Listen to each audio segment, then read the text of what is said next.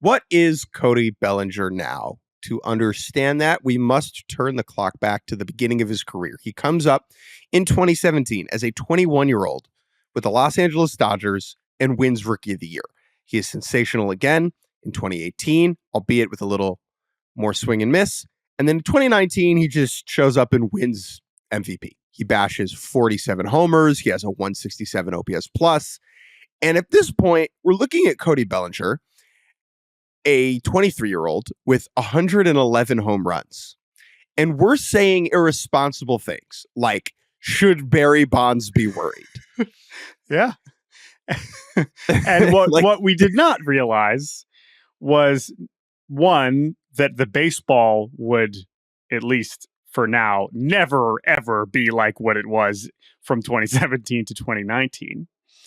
And then also that Cody Bellinger, how his career would kind of unfold after that, was not something that really any of us could have possibly seen coming. Now, some of that is due to some very unfortunate injuries, including injuring his shoulder, celebrating a home run during the 2020 postseason.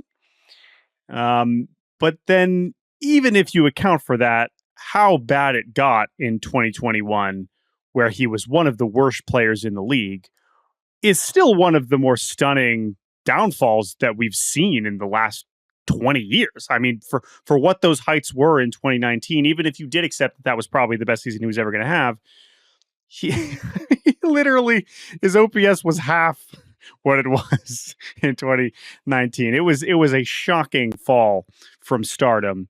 And then we kind of had to recalibrate all along. 2020 to 2022, he's 24% worse than league average offensively.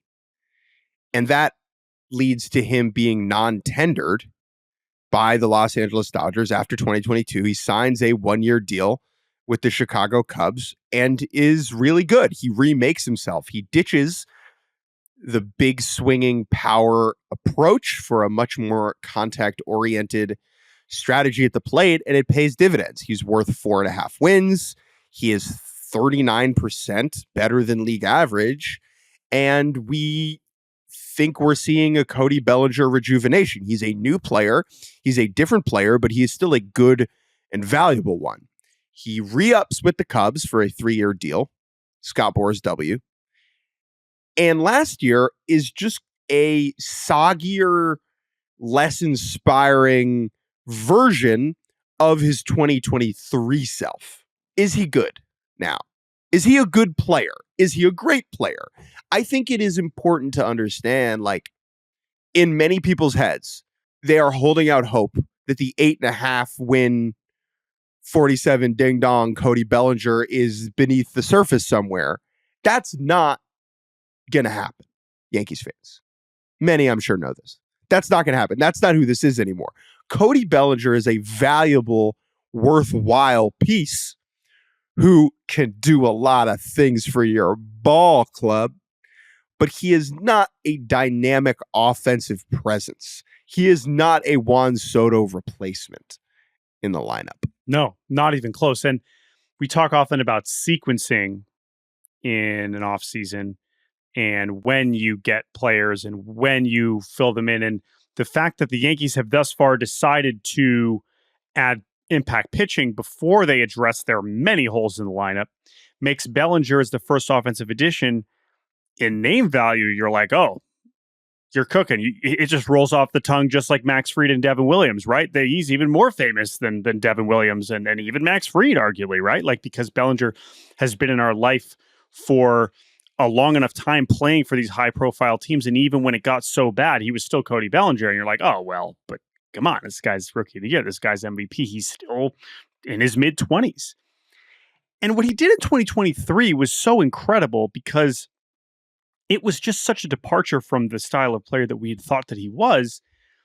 But because it was so different, you know, I know you said we don't have to boot up the Scobo again, but like, let's remember, after he had that rejuvenation, people thought he was going to get a lot more than the 3-year, $80 million deal that he ended up getting last year.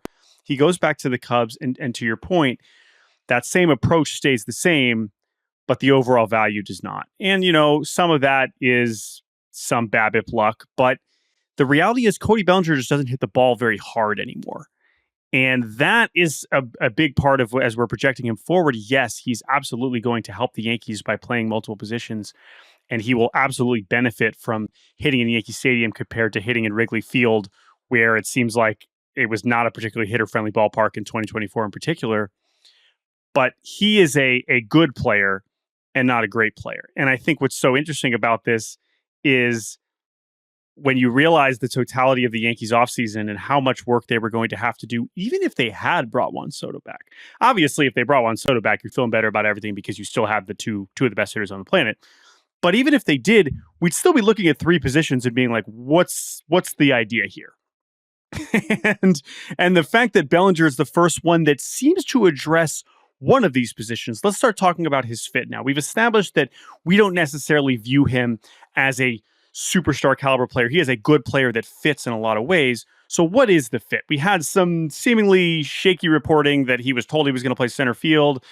Aaron Boone refuted that already today, saying we don't know where he's going to play yet, which I think is true because, again, there's so much of this roster still to be filled out, but this is what Cody Bellinger does allow you to do, is if you do want to play him in center field every day, is that the best idea? It certainly feels more reasonable because you just played Aaron Judge in center field every day. So in that sense, it's probably good. How much gin do you play? You ever play gin? Gin, like gin rummy? or gin? Yeah, I do. So Cody Bellinger is like picking up a card at the end of a set where you also have it potentially fits two sets. It could do a lot of things for your hand. You don't know where it's going to end up. That's true. Right. But it's like, this helps me. This will help me. Yeah. This gets me to where I need to go. Yeah. And that's Cody Bellinger. Well, because you might pick up a Pete Alonso from the deck. You might pick up a Christian Walker. You might not. Right. You know? Right. At which point, maybe the other teams, you lose, and now you're like, okay, well, this didn't solve all my problems, but there was no single player that was going to solve all their problems.